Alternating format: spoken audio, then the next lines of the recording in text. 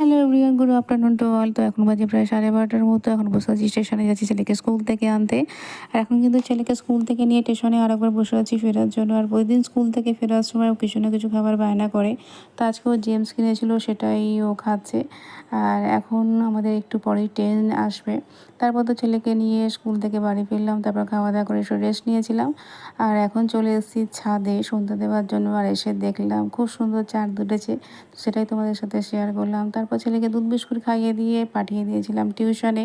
কিছুক্ষণের জন্য হলেও আমাকে আর বক করতে হবে না, যাকে খানিকক্ষণের জন্য নিস্তার পাবো। তো আমি ওকে ব্যালকনি থেকে টাটা করেছি, ও প্রথমেই আমাকে টাটা করে দিয়েছে। তারপর টিউশন থেকে ফিরে তো রাতের খাবার পালা। রাতে ওকে দিয়েছিলাম রুটি আর ডিম ভাজা, আমি খেয়েছিলাম রুটি কালাকাঁদ। আর আজকে একটু সময় ছিল, যার জন্য একটা মুভি চালিয়েছিলাম। আর তোমরা সিনটা দেখে অবশ্যই গেস করে আমাকে বলো এটা কোন মুভির সিন। দেখা হচ্ছে পরের ভিডিওতে। টাটা।